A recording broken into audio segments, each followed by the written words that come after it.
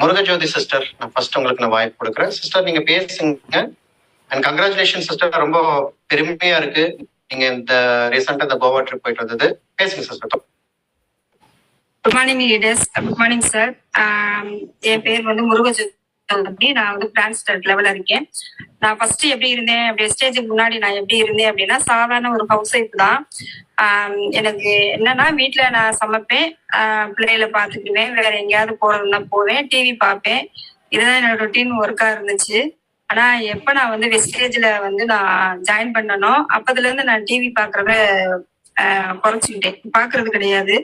ஏன்னா நம்மளுக்கு ட்ரைனிங் அடுத்தடுத்து இருக்கு. நானுமே இதுல வந்து ஒரு அச்சீவ் பண்ணணும் அப்படின்னு சொல்லிட்டுதான் எனக்கு இது செகண்ட் வாய்ப்பு. இது ஃபர்ஸ்ட் ஒன் டைம் வந்து கிடைச்சிச்சு எனக்கு, அதை நான் சரியா பயன்படுத்திக்கல, ஏதோ ஒண்ணு அப்படின்ட்டு விட்டுட்டேன்.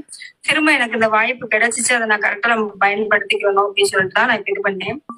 என்னோட அப்ளைன் வந்து ஐடி போட்டவங்க எனக்கு இல்லை இப்ப.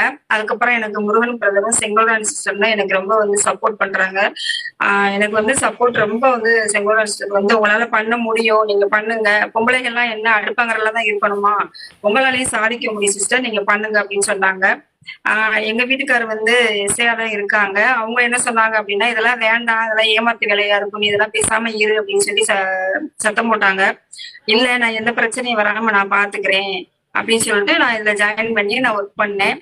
ஒர்க் பண்ணிட்டு அப்ப இந்த இது கோவா ஃபர்ஸ்ட் வந்து V20 மெகா ஆஃபர் அந்த இதுலமே நான் வந்து செலக்ட் ஆனேன். அதுலயுமே வந்து கிஃப்ட் எனக்கு வந்துருச்சு. அதுக்கப்புறம் இந்த குரோயட் நெட்வொர்க்லயுமே நீங்க பண்ணுங்க சிஸ்டர், உங்களால பண்ண முடியும், எனக்கு சப்போர்ட் பண்ணாங்க, ரொம்ப சப்போர்ட் பண்ணாங்க. எனக்கு ஃபர்ஸ்ட் வந்து பிராண்ட்ஸ் அடிக்கிறதுக்கு முன்னாடி எனக்கு எந்த டீம்லயும் வந்து செட் ஆகல. டீம்ல வருவாங்க, வந்துட்டு என்ன செய்வாங்க, ஒரு வாரம் 10 நாள் இருப்பாங்க, அப்புறம் திரும்ப போயிருவாங்க. ரொம்ப கஷ்டமா இருந்துச்சு, என்னடா இது நமக்கு மட்டுமே இது நடக்குது அப்படின்னு சொல்லிட்டு ரொம்ப வருத்தமா இருந்துச்சு. அப்ப சிஸ்டர் சொன்னாங்க, எல்லாருக்கும் இந்த மாதிரி ஒரு இது வரத சிஸ்டர் செய்யும், நீங்க அதெல்லாம் பெருசுப்படுத்தாதீங்க, நீங்க எப்பயுமே உங்களுடைய ஒர்க்கை நீங்க பண்ணிட்டே இருங்க, உங்களால வந்து நீங்க முயற்சி பண்ண மாட்டேன் சார் முடியும் அப்படின்னு சொன்னாங்க. எனக்கு ரொம்ப வந்து மோட்டிவேஷன் கொடுத்து, நீங்க உங்களால பண்ண முடியும், பண்ணுங்கன்னு சொல்லிட்டு சொன்னாங்க. அதுக்கப்புறம் இந்த குரோயட் நெட்வொர்க்லயுமே வந்து நான் செலக்ட் ஆனேன். அப்ப வந்து செலக்ட் ஆன பின்னாடி செலக்ட் ஆகிட்டேன். ஆனா போக மாட்டேனான்னு எனக்கு தெரியாது, பண்ணிட்டேன். ஆனா பயம், வீட்டுல கேட்கறதுக்கு பயம், என்னை வந்து எங்கேயும் தனியா இது வரைக்கும் அனுப்புனது கிடையாது, பயமா இருந்துச்சு. அப்ப வந்து கிறிஸ் பிரதரே ஒரு நாள் வந்து சிஸ்டர் எல்லாருமே கான்ஃபரன்ஸ் கால் பண்ணும்போது நீங்க போறீங்களான்னு கேட்டாங்க. அப்ப கேக்குறப்ப நான் வந்து சரிங்க பிரதர், நான் கேட்டுட்டு சொல்றேன்னு சொன்னேன். அப்புறம் வந்து மறுநாள் காலையில அவங்க டியூட்டி முடிச்சு வந்தப்ப நான் கேட்டேன்.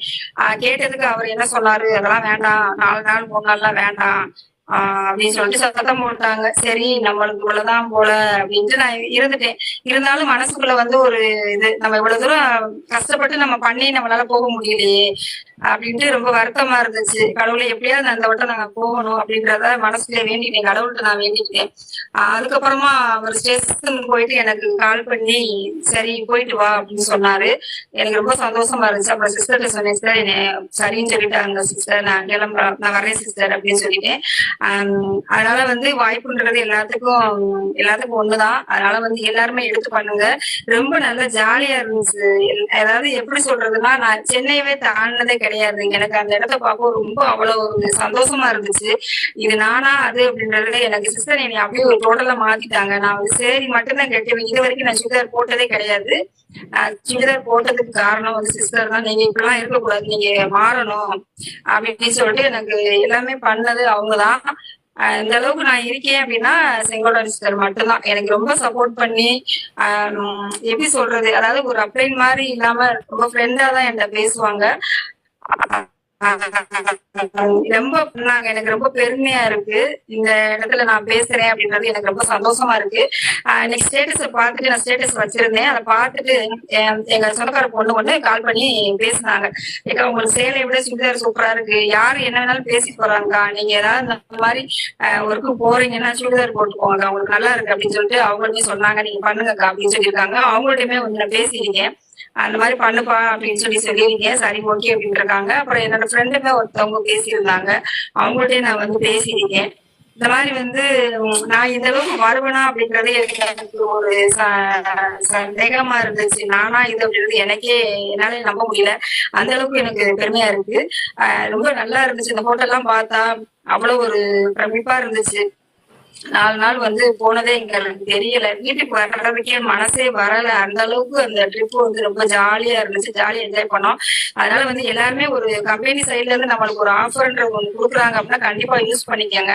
நம்ம யூஸ் பண்ணி அப்படின்னு வந்து நம்மளுக்கு என்ன சொல்றாங்களோ அவங்க சொல்றத கேட்டு நம்ம வந்து பண்ணாலே நம்ம அடுத்த லெவல் கண்டிப்பா நம்மளால போக முடியும். இப்ப இந்த டூல்ஸை வச்சு நான் வந்து என்னோட டீமை வந்து இது பழக்க முடியும். ஏன்னா எல்லாருமே வந்து கேக்குறாங்கல்ல, அப்ப இதை வச்சே நம்ம வந்து முன்னேற முடியும்ன்றது எனக்கு நம்பிக்கை வந்துருச்சு. தேங்க்யூ பிரதர், இந்த வாய்ப்பு கொடுத்ததுக்கு தேங்க்யூ.